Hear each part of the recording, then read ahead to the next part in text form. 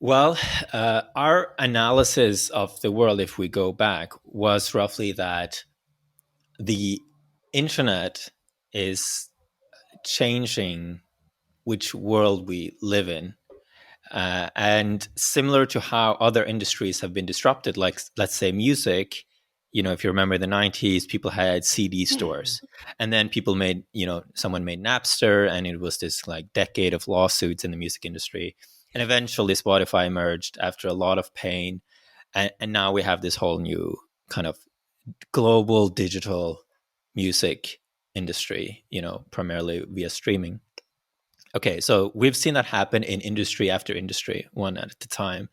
And what we saw in our crystal ball is that's going to happen also in the domain of countries and the social safety net for the same drivers, the technological possibility and the change in constraints for the world we live in.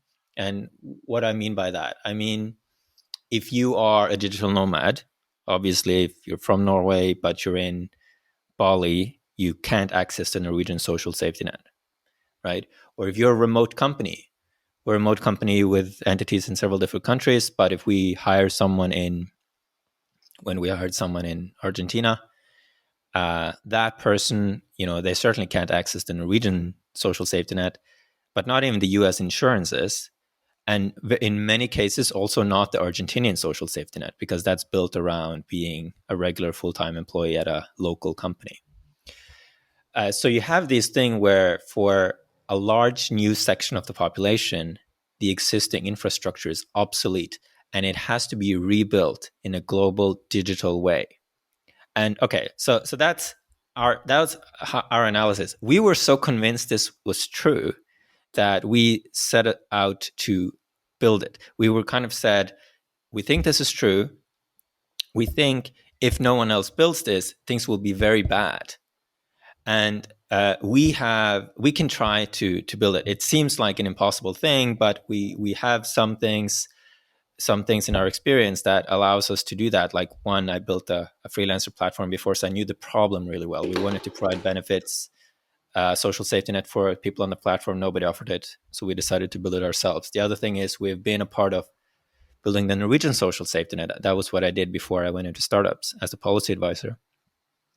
So we thought we could maybe do this. We can build something like the Norwegian social safety net, but that is available globally, digitally as a membership.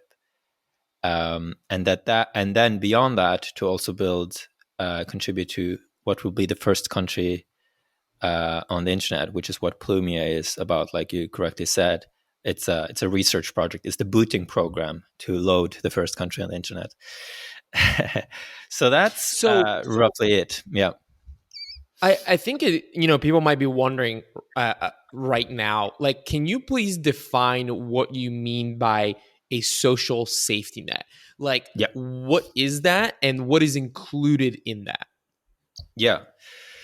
So what is that? What is that specifically in Norway? It's what you in the US might think of as benefits. So it's like it's health insurance, it's retirement, it's income protection, unemployment protection, sick leave, disability help. It's sort of that thing, that community service that helps people who desperately need help.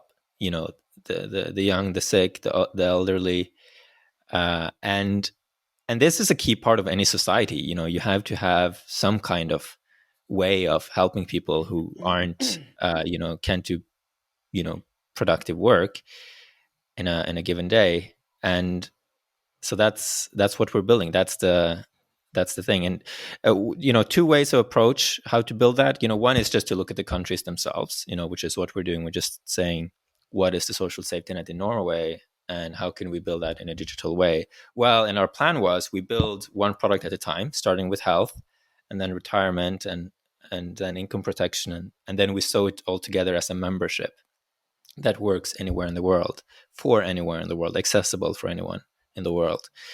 And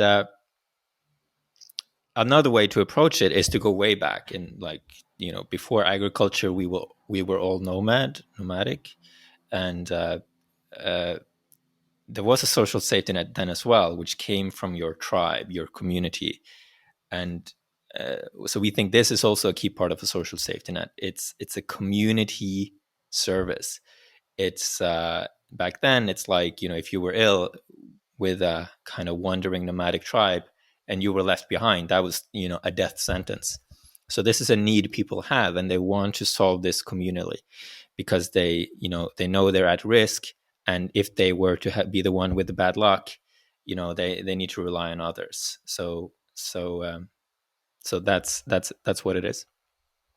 Yeah, I think you make an interesting point about the way that we view like what you would call a social safety net, right, is in terms of the nation state, right? Like we have Mm. this giant nation state that supports millions of people, and we kind of all together like come together, and like a small percentage of our income goes to support those that are not productive in the economy, in the society, like you mentioned. However, that delivery vehicle has only existed for like 100, 200 years, right?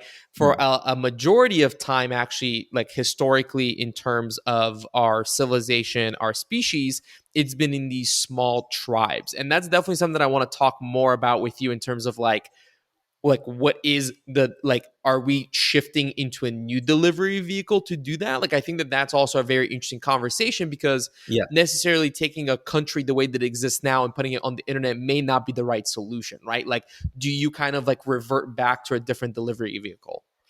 Oh yeah. No, it is a different delivery vehicle, and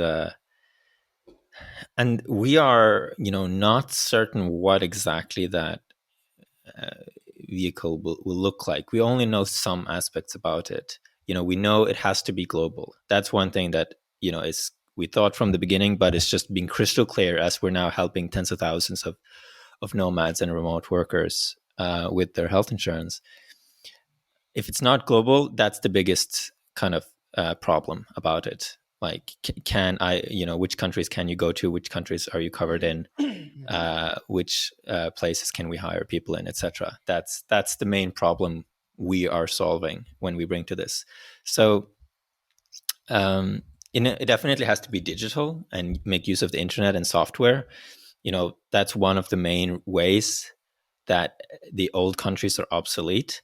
But and if you look at that, that's one of the key things in the other industries that have been disrupted. Think about the step from CD stores to Spotify. It is making use of software and the internet to create things that you know work much better than anything that was before. Like, this is just a new technology and it needs to be applied, but it by some senses has to be different. So for example, it's obviously going to be a voluntary membership. It's not Mm-hmm. a country and internet isn't going to have some kind of method of force, right, over some jurisdiction to get people to join the community. It has to be voluntary, and that just follows kind of logically, unless you have a world government, which would is a risky endeavor. That's what it is. It's a voluntary global digital membership.